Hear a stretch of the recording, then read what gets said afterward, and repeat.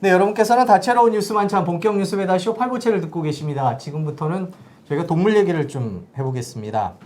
멀리 갈 필요 없이 손쉽게 동물을 볼 수 있는 실내 동물원이라는 곳이 있습니다. 네. 근데 이런 공간에서 지내다 보면 동물이 스트레스가 극심해서 비정상적인 행동을 보인다고 합니다. 전문가들도 우려를 하고 있는데요.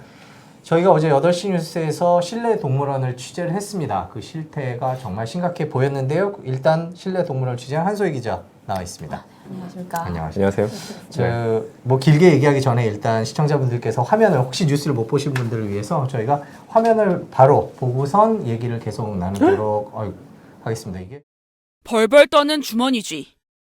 좁은 유리방 안을 왔다 갔다 정신없이 돌아다니는 라쿤. 매트 바닥을 쉴 새 없이 파는 미어캣. 실내 동물원에 전시된 동물들을 한 동물보호단체가 촬영한 영상들입니다. 동물들이 스트레스를 받을 때 보이는 전형적인 행동들인데 영상을 함께 본 전문가도 한눈에 우려를 나타냅니다. 그렇게 좋은 상태는 분명히 아닌 것 같습니다. 또 구석을 파는 행동은 굴을 파는 습성이나 뭔가 바깥을 탐색하려고 하는 그런 본능이 충족되지 못하기 때문에 나오는 행동 같고요. 다른 곳은 어떨까? 동물보호단체와 함께 둘러봤습니다. 멸종 위기종인 회색 앵무가 사람 손이 닿는 곳에 방치돼 있고 배가 불룩한 쥐는 좁은 전시장 안에 다른 쥐들과 뒤엉켜 있습니다. 구경하는데 그치지 않고 만지고 먹이 주는 동물체험 카페처럼 운영되는 곳도 있습니다. 콘크리트 바닥과 그런 유리장 같은 걸로 된, 그러니까 생태적 습성대로 살 수 없는 환경에 놓여지게 되면서 2017년부터 시행된 관련 법은 동물원을 허가가 아닌 등록의 대상으로 규정해놨습니다. 일정 요건만 갖추면 쉽게 만들 수 있어 실내 동물원은 전국적으로 100곳에 육박합니다. 서로 만날 일이 없는 여러 종을 한꺼번에 키우기도 하고 그런 접촉이 늘어나는 상황에서 어쩌다가 한 번씩 신종질병이 발생하면은 그건 우리 사회에 거의 재앙을 불러일으킬 수도 있죠. 실내 동물원 이런 것을 관리하는 것은 이건 국방 차원에서 접근을 해야 돼요. 동물 복지는 물론 관람객의 안전을 위해서라도 미국이나 유럽연합처럼 등록제를 허가제로 바꿔 철저한 관리를 해야 한다는 목소리가 높습니다. SBS 한소입니다. 8시 뉴스를 보셨는데요. 참 인간이 잔인하다라는 생각부터 드네요. 자, 저게 어디 있는 동물원들을 취재한 거예요? 일단은 앞에 나오는 영상에 있는 것들은 네. 주로 실내 동물원이어서 뭐 부천이라든지 아니면은 뭐 부평 이런 일대에 있는 그 수도권에 있는 동물원들에 뭐 하는 거죠? 저렇게 파는 거는? 일단은 저 미어캣 같은 경우에는 제가 원래 습성 자체가 하루 종일 땅을 파는 애인데 이제 네. 팔 땅이 없다 보니까 저렇게 매트에 있는 틈새를 이제 그 발견하고 파는 모습이라. 밑에는 콘크리트인가요, 그러면? 저게 약간 네. 이제 동물원이라고 등록은 돼 있지만 사실 카페처럼 운영되는 데여서 네. 매트 푹신푹신한 매트예요. 그래서 아. 사람도 옆에 앉아 있는데 이게 편집하면서 그 모습이 좀 잘리긴 했거든요. 네. 그래서 옆에 사람이 있는데 이걸 풀어놓고 사람과 같이 돌아다니는 라쿤의 모습. 근데 이제 밑에를 팔 수가 없으니까 구석을 저렇게 파는 거. 저 왼쪽 위에 있는 저희가 처음에 봤던 저 사진은 뭐죠? 저거는 주머니 쥐라고 하는데요. 네. 제가 이제 벌벌 떨면서 구석만 파고들고 있는데 일단은 수의사가 보기에도 저 쥐는 확실히 상태가 안 좋다. 네. 직접 가보니까 어땠어요? 보기만 해도 되게 답답한데. 일단은 사실 그 동물원마다 되게 다르긴 한데 일부 동물원 같은 경우에는 아예 지하에 있어요. 그러니까 지하에 있다 보니까 아예 공기 순환이 안 되고 사람이 맡기에도 되게 냄새가 심하고 관리가 딱 봐도 안 된다는 모습이 드는 곳들이 있더라고요. 동물원으로 아까 등록되어 있는 곳이라고 말씀해 주셨는데 네. 저게 현행법상으로는 그럼 저기가 동물원인 거예요? 우리가 흔히 아는 그 동물원이랑 똑같은 조건으로 등록이 된 거예요? 네, 그러니까 저희가 상상하면은 동물원 하면은 그쵸. 뭐 야외고 방사장이 있고 뭐 그런 최소한의 걸 어떤 공간이 확보가 되어 있고 네, 네. 그런 걸 상상하는데 현행 법상으로는 허가제가 아니라 등록제여서 그러니까 뭐 10종 이상 혹은 50마리 이상 그거 플러스로 이제 수의사 1명 이상 뭐 이런 식으로 뭔가 규정이 있는데 이런 수의사 같은 경우에도 사실 그 상주하는 수의사가 아니라 촉탁만 받아와도 등록이 돼서 굉장히 생각보다는 허술하네요. 저렇게 동물원이라는 거는 뭐 예를 들면 그냥 전문적인 보육사도 좀 당연히 있어야지 허가가 나올 것 같고. 시설 기준은 있어요. 그러니까 그럴 것 같은데. 시설 기준이 구체적으로 없습니다. 없어요. 물론 최소한 뭐 명적 수는 있는데 그게 뭐 그렇게 심한 기준이 아니어가지고 굉장히 쉽게 충족시킬 수 있다고 알고 있고요. 네. 한 기자가 현장에 갔을 때 보니까 영상 속에는 아이들 모습이 많이 보이던데 네. 아이들이 주로 많이 있는 그런 곳이겠죠 아무래도 실내동물원이. 네, 주로 주 타겟층이 아이들이고 제가 갔을 때는 평일 오전이었는데 평일 오전 같은 경우에는 유치원이나 어린이집에서 단체 관람 같은 거를 많이 오더라고요. 그래서 주로 이제 미취학 아동들이 주 타겟 대상이더라고요. 아니 그러면 되게 동물이잖아요. 네. 그러면 저기 써 있네요. 당근 뭐라고? 밀월 먹어요? 뭐 이렇게? 밀웜. 네. 웜. 먹어요. 그럼 저렇게 애들이 아까 손에도 만지고 뭐 이러던데 애들한테 혹시나 뭐 직접 접촉은 하는 아까 보니까 그 옆에 있는 리포트 경우도 중에 있다고 그랬죠? 뭐 손에 아까 올려놓은 경우도 있고 막 이랬던데 네. 그렇게 해도 괜찮아요 애들한테?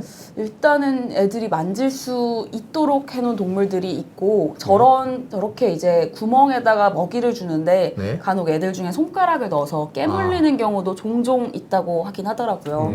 근데 사실 문제라고 한다면은 이제 동물원 측에서 늘 하는 말이 이런 동물들 중에 만지게 하는 동물들은 애완동물로도 키우는 동물들이 많다라고 얘기를 하긴 하는데 사실 수의사가 걱정하는 거는 예를 들어서 라쿤 같은 경우에도 뭐 광견병의 우려가 있는 동물 종인데 지금 현재까지 그 수의학에서 인증된 광견병 예방 주사는 라쿤에게는 없다고 하더라고요. 그러면 라쿤도 광견병 주사를 맞히긴 맞히는데 저게 이제 라쿤의 어떤 특징이 반영된 광견병 예방 주사는 아니다 뭐 이런 거군요. 네, 그게 인증되진 않았다고. 인증되진 않았다. 네.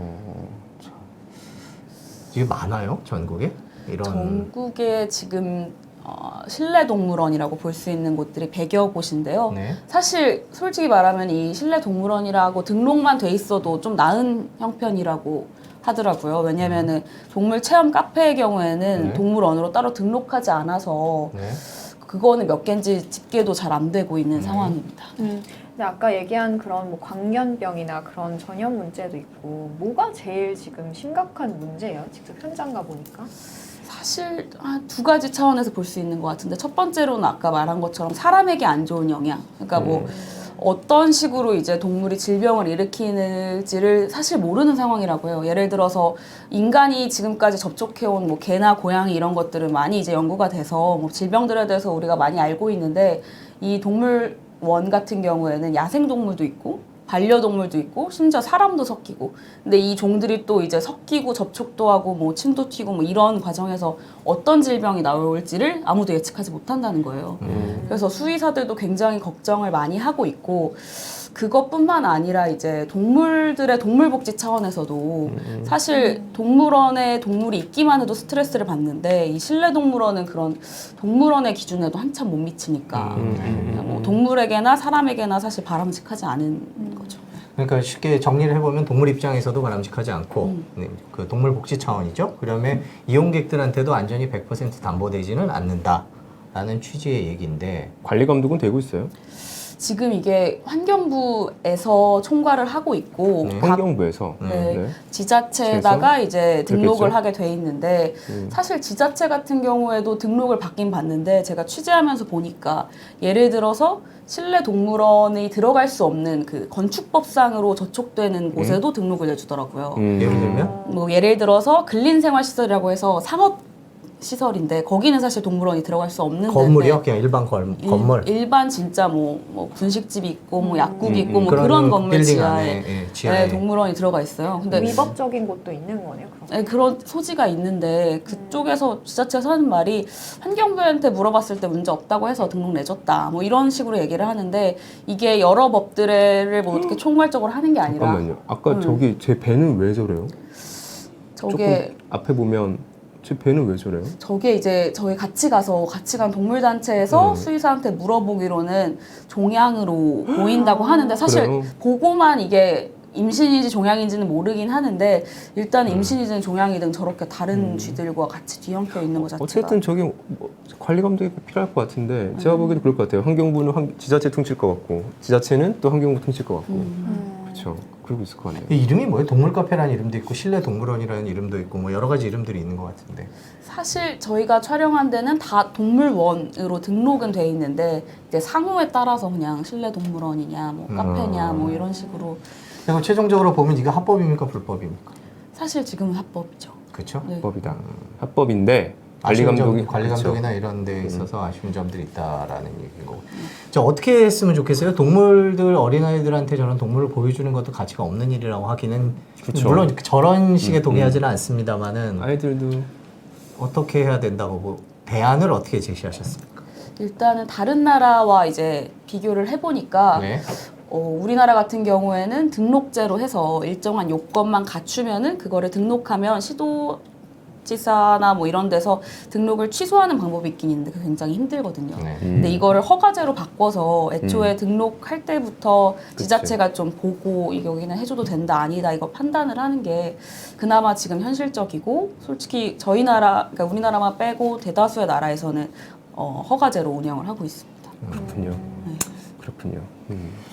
네, 지금까지 사회부 한소희 기자와 실내 동물원과 동물 카페 뭐 어떤 식이라든 체험이라는 이름으로 동물들이 스트레스에 시달리고 있는 그런 장면을 살펴봤습니다. 인간과 동물이 공존할 수 있는 사회가 만들어지기를 바라보겠습니다. 괜히 이렇게 영상 보면서 다들 이렇게 약간 좀 뭔가 다들 다운된 것 같아요. 네, 마음이 되게 좀- 막 이렇게 동물들 저렇게 있는 것도 보면서 좀 마음 아프고 그래가지고 네, 뭐 전부 다 뭐라고 좀, 얘기하기 저기 뭐 허가를 받고 하는 곳이기 때문에 저희가 뭐 합법적이다라고 얘기하면 할 말이 없지만 뭔가 보완책이 필요해 보이는 건 틀림없어 보입니다.